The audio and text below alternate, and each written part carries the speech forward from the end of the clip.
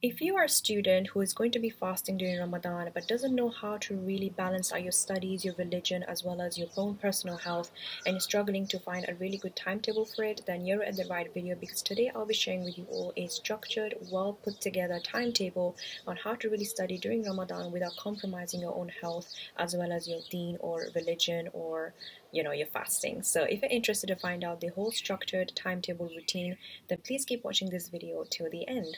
So you might be watching this video and thinking, why should I really follow this advice and this structured timetable for my Ramadan 2021? There are three reasons why. Number one is because if you follow this structure or timetable, you're not going to be neglecting your sleep. Number two, you're not going to be neglecting your studies. And number three, you will definitely not be neglecting your Islam and your Islamic acts of worship or anything like that. So this structured timetable has been put together in a manner that you're prioritizing all these three things really well this Ramadan 2021, and it will make sure that you are having the best one yet, and also inshallah. And of course, if you want to get a structured timetable routine and a PDF version of it or an Excel version of it, then the link is in the description box below for you to really download this structured timetable and put everything according to your own schedule and customize it in a way. So yeah, if you want to know the structured routine, then please keep watching this video till the end. So I'm going to be starting off first of all after school, which is between 4 p.m. to 6 p.m. So these are the things that I would actually do straight after school. First one is making sure that I pray Zuhr prayer, also known as the the one that is afternoon prayer almost. And I want to make sure that I would do this as quickly as I come back from school, so in that way I'm not missing it out. Number two thing that I would definitely do is sleeping, and that could be or taking a nap for about 20 minutes, 45 minutes, or even an hour, depending on how tired I was throughout the whole day. Number three thing that I would do between these 2 hours is making sure that I'm doing no revision absolutely, and I'm not touching any books or anything that is related to academics and everything like that. Instead, what I will be doing is maybe reading the Quran, or maybe reading any kind of Islamic books or watching Islamic lectures. So anything that is related to Islam, I will be basically undertaking those activities and making sure that I'm indulging all those things, as opposed to really becoming tired by doing academics straight away.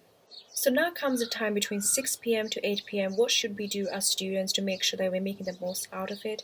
Number one thing I would do is definitely pray Asr prayer, which is basically the third prayer of the day for us, and making sure that that is undertaken and ticked off.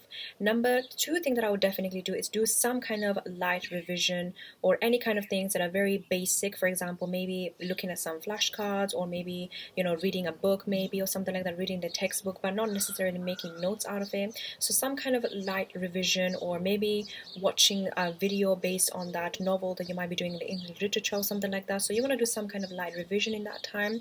And I also recommend for you to do any kind of hobbies that you would like to do at this month that you like doing. For example, that can be knitting or baking something, or it can be anything. So you want to indulge yourself in hobbies between 6 p.m. to 8 p.m. In that way, you're giving yourself time and your own personal me time as well when you're actually undertaking those hobbies.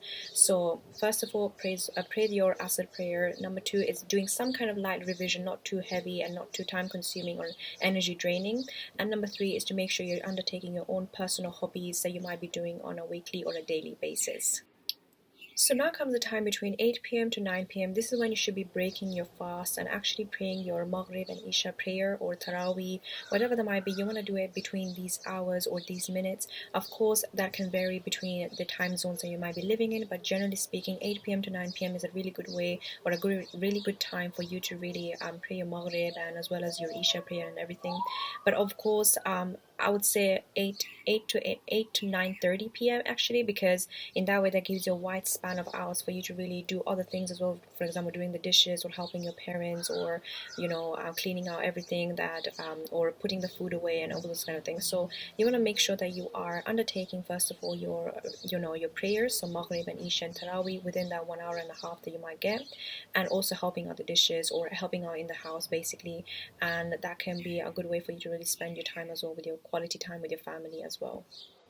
So now comes the time between 9:30 p.m. to 12 a.m. So basically this is the whole 2.5 hours for you to actually undertake any kind of heavy duty studies right now. So this could be taking notes, doing a past paper, doing any kind of past papers and etc. All those kind of things. So you want to do your heavy duty studies right now, because in that way, because now you have your food inside and you have everything and you're feeling very energetic, and you will be able to concentrate better whenever you have a stomach which is full rather than being hungry, and you're going to be also much more energetic energetic and concentrated better and motivated as well. So in those 2.5 hours between 9:30 p.m. to 12 a.m., you want to make sure that you're studying and doing a heavy duty studies, and you're doing any kind of revision, or you're making notes or making summary sheets, whatever active recall strategies that you use to study, you want to do it between these hours.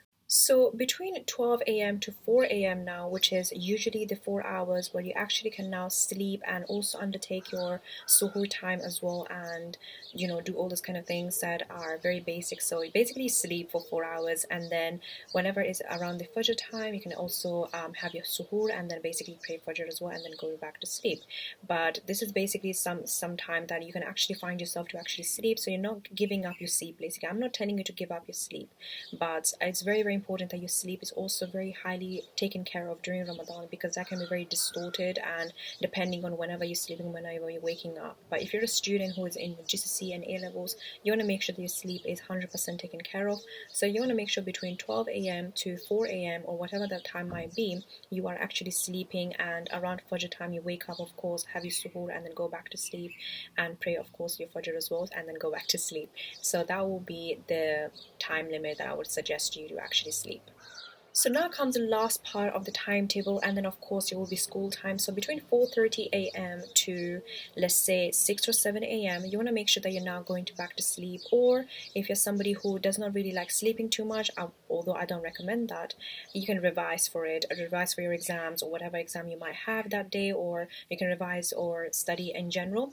But between 4:30 a.m. to 6 and 7 a.m., 7 a.m., I would definitely say for you to really sleep and take your time and get a good night rest almost, because it has been distorted because of you had to wake up before. So you want to make sure you're making up for it for now, for the extra 2.5 hours, and sleep again and make yourself very, very energized and concentrated for the whole entire day that you might be tackling in school. And generally speaking, after 7 a.m. to 9 a.m. you can